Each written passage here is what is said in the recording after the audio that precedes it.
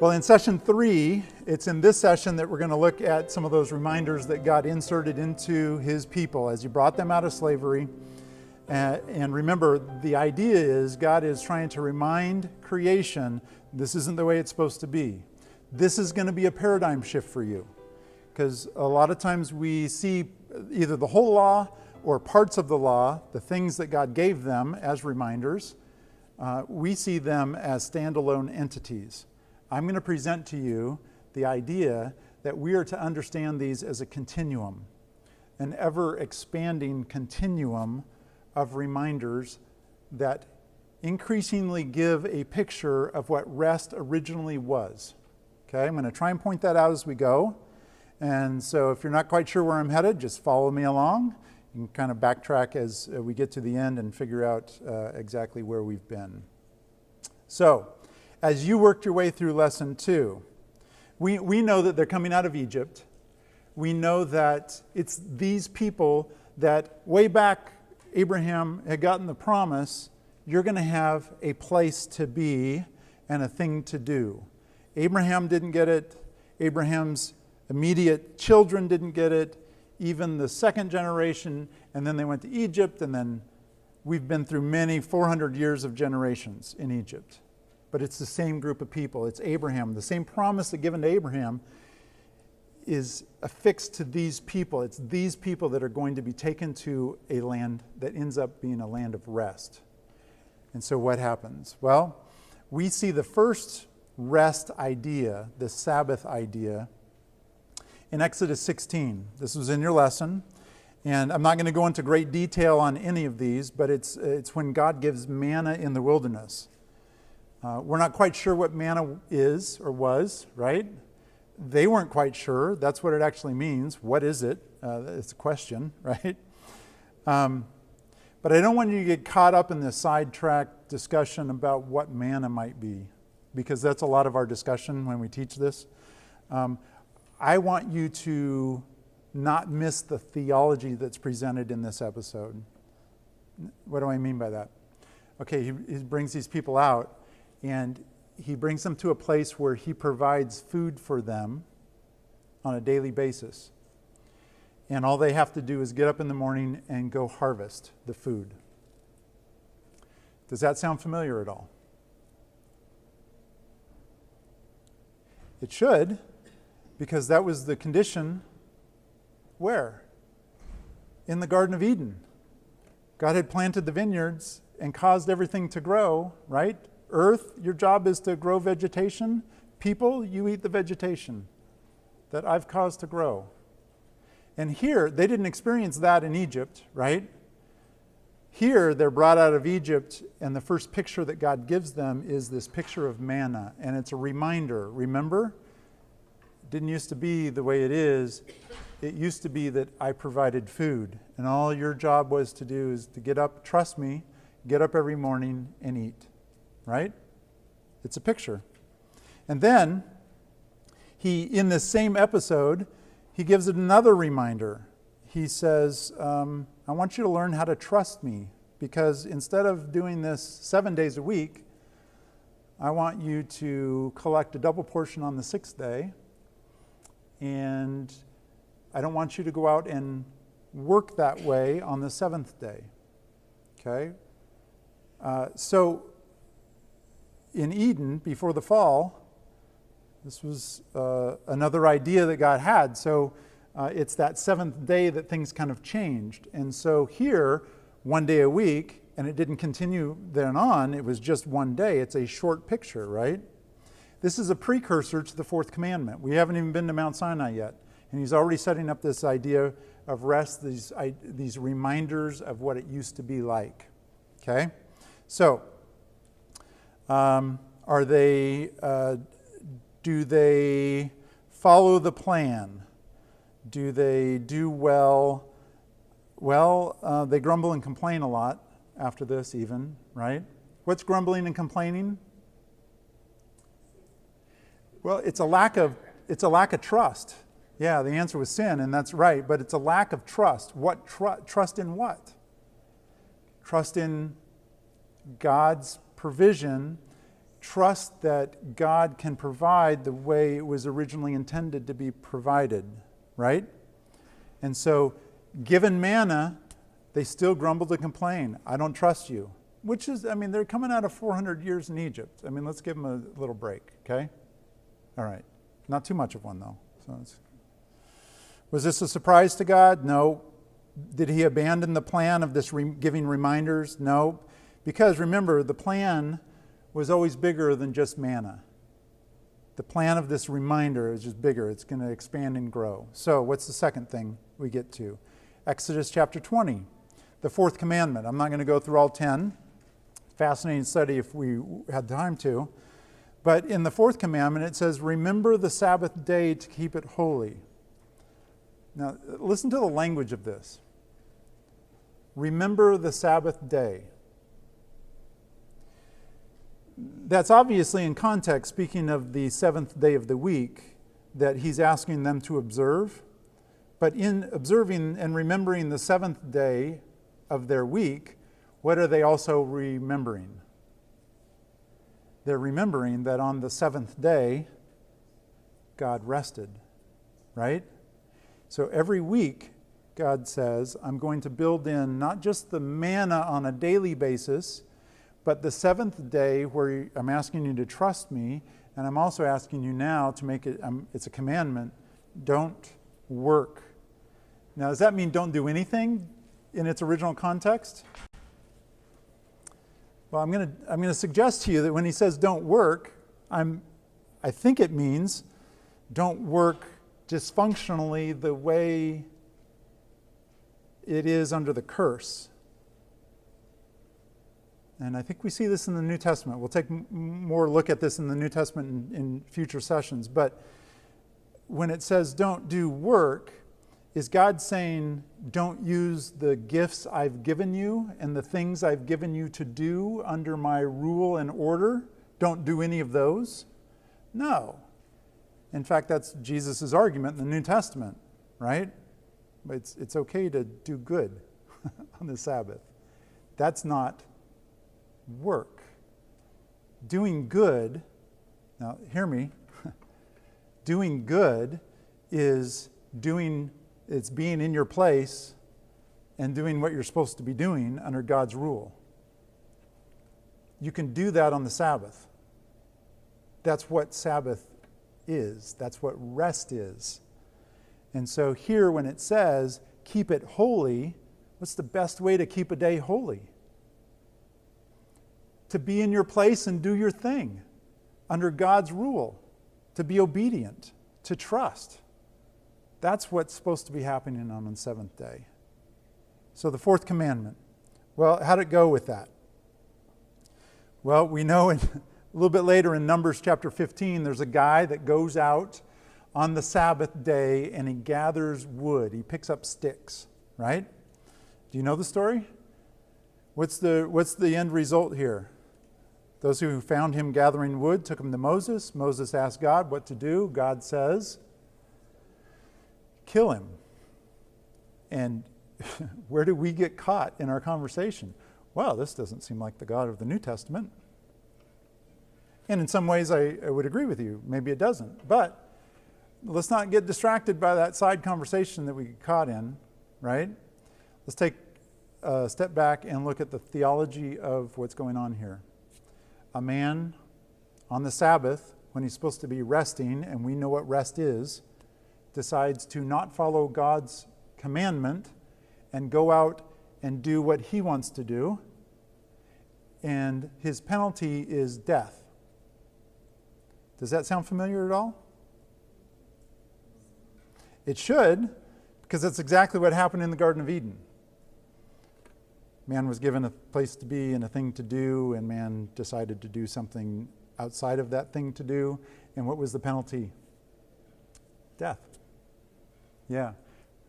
This guy in Numbers 15 becomes a picture, a reminder, a very vivid reminder of this isn't the way it's supposed to be, right? Now, did everybody that broke the Sabbath die by stoning? No. So in some ways, this guy was a a first breaker of the law, and God dealt pretty harshly with him. Does that mean he's not going to be in heaven just because he broke the Sabbath? Well, I expect to see a lot of characters from the Old Testament in heaven that did worse than that. So let's leave it to God's mercy and grace, okay? Thought I'd mention that before I moved on, because some of you are going to get caught there if I don't. So, even though that fourth commandment didn't go very well, did God abandon the idea of giving reminders, this ever-increasing, expanding idea of reminders of how it was in days gone by? No, he didn't, because he knew that it was bigger than manna. It's bigger than the fourth commandment, these reminders, this idea of reminding them about rest. So, what's next? Well, we took you to Leviticus chapter 23, and we talked about several festivals and additional Sabbath days attached to those festivals. So I really want you to start seeing a funnel that started with manna, got a little bit bigger with the fourth commandment, and now we're adding not just one day a week, but several other days on the yearly calendar. So I think God knew that the repetition of one day a week would probably get old, and people would start to misunderstand what that was supposed to be and maybe start attaching their own rules to it, right? And so he said, it's not just going to be that, it's going to be these attached to these festivals. That's going to be an ever-expanding picture of people living under my rule in a place of rest. Okay? Was this the end of the plan, though? No, it wasn't. Well, the reminder of rest is even bigger than these additional days. We took you in Leviticus 25 to the sabbatical year. It was a Sabbath year of rest for the land. We read that in Exodus 23 as well. In Exodus 23, it says, "You shall sow your land for 6 years and gather it in its yield. But on the 7th year, you shall let it rest." See that? Let the land rest and lie fallow, so that the needy of your people may eat, and whatever they leave, the beasts of the field may eat. You are to do the same with your vineyard and your olive grove. Some of you are already seeing it just by reading that passage. What is this a picture of? What does it even mean for the land to be at rest? It's not a living entity, is it? It's really hard for dirt to lie in a hammock. That's not what it's talking about at all. What is rest? Rest is being in your place and doing the thing that God intended for you to do. In the case of land, what was land's original intent in the creation? We talked about it. It was to grow stuff, right? God said, your land, you're going to grow stuff. And then living creatures are going to crawl on you, and they're going to eat the stuff that you grow. That's your job. How did that change after the fall? Well, the picture is there's something substantial that happened that changed the way the earth, the land, worked. And now man is working the land instead of just naturally growing its food. Man has to work and toil to make that food grow. What is the sabbatical year? It's a picture of letting the land function the way it was originally intended to function. Notice what it says. Don't go out and harvest. Just let stuff grow naturally, the way it was intended to grow. Right? And who's supposed to get the yield? Is it each farmer for his own crop? No. It's everybody gets to eat, so that the needy, even the needy. In other words, in the sabbatical year, are there any needy? Well, if their need is food, there's not. Everybody's on an equal playing field in the sabbatical year. Okay? This should sound very familiar. Was it the end of the reminder of rest? Nope. It's even bigger than manna. It's bigger than the seventh-day Sabbath. It's bigger than the additional Sabbath days. It's even bigger than this sabbatical year idea. Leviticus 25, we also took you to verse 8, where it talks about the culmination of this idea of giving the land rest, this year of Jubilee. And it was to happen every 50th year. So the idea is you're to count 7 sets of 7 years. At the 49th year, what's happening? It's a sabbatical year on the 49th year. And then on the 50th year, it's the year of Jubilee. Well, what happens on the year of Jubilee? It's a crazy year. Why is it crazy? Because nobody on earth would ever live this way. Why? Because it's a fallen creation. That's the only reason. And so God gives them this year of Jubilee as a picture, as a reminder. You just had a year of sabbatical rest last year. I'm asking you to do in the 50th year, do it again. And it's even going to be bigger than it was last year on this 50th year. You're not only going to let the land grow again without having to plant new vineyards or anything. You're just going to harvest what grows naturally. We're also going to do something crazy because in the last 50 years, likely, somebody's gotten themselves in a little bit of financial trouble and had to sell their land and move, right? That happens in a fallen world. So in the 50th year, what are we doing? We reset everything. We give land back to its original owners. Everybody goes back to the way it was in the beginning. Okay? Well, what else? What else did you read about? There's some financial stuff in there too. It's not just giving the land back, but there's some of you in the last 50 years that have gotten into even more financial trouble, and selling your land didn't solve it, and you've had to actually take on debt, and you've become slaves, which is the most dysfunctional picture of rest. So what are we going to do in this 50th year? Hit the reset button. We're forgiving debt, which allows people to come out of the slavery that they're in, financial slavery, debt. Go back to the place where you originally were given, and what do you have the freedom to do? Live at rest under God's rule in the land of rest. Now, the problem is, what? They never did this. They never actually observed a year of Jubilee the way it was fully outlined.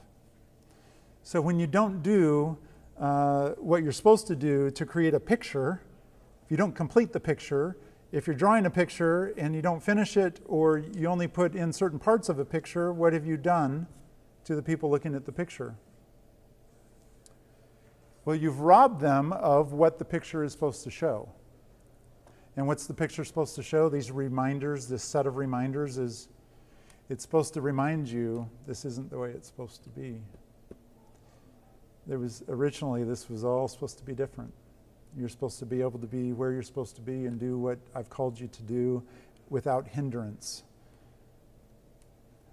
Yeah, you're supposed to be reminded of that.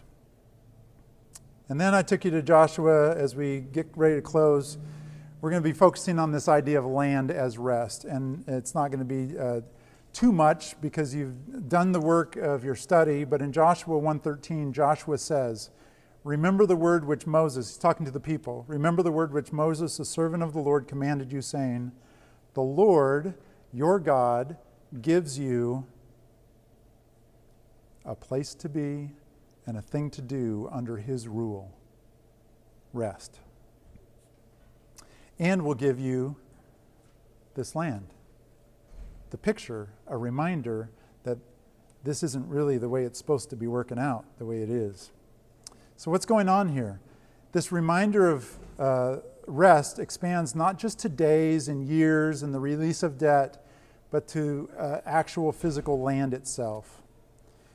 And God intended for this land of Israel and the people that lived within it, living under his rule and authority, to be a picture not for themselves, but for the rest of the world, as a reminder that things did function differently, and a promise that they will function differently again. God's purpose is to bring back order and function to a fallen world.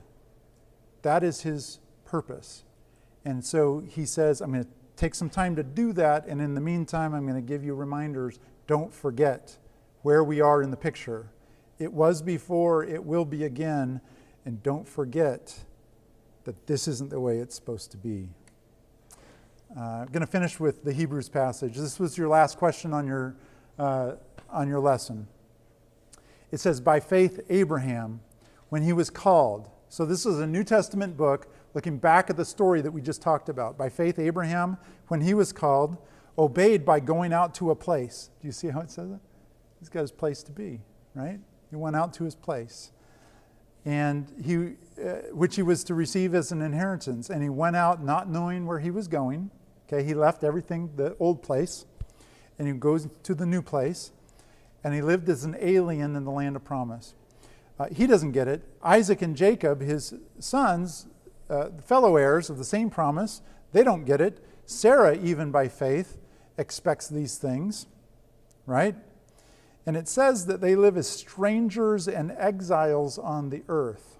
Strangers and exiles on the earth. Now that's not to mean, we often read that as they lived as strangers here on the earth because they really should be living in heaven. That's not what it's saying. They're strangers on earth here. Why? Because they realize something. This isn't the way it's supposed to be. That's what makes us strangers here on this earth. What does it say here in Hebrews 11:13? All these people died in faith without receiving that oasis that was promised to them. But having seen them and welcomed all those promises from a distance, they said, we don't belong here. Under this rule and authority, this isn't the way it's supposed to be. I don't belong in this administration. And they recognize that. For those who say such things, make it clear that they are seeking a country of their own. They were promised a place, and they're seeking a country.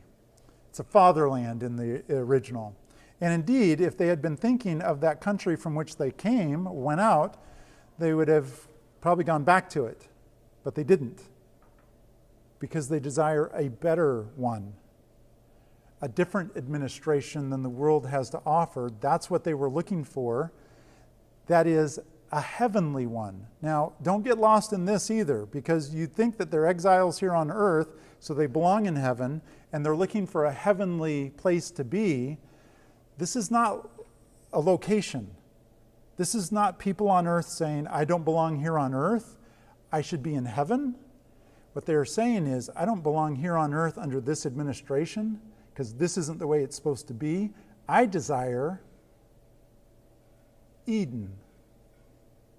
I desire to be at rest in a place where God is fully in charge. When Abraham's given the promise, that's what he's seeking. If you go back and read the Genesis account, when Adam and Eve are kicked out, Eden doesn't disappear. Eden still exists theologically.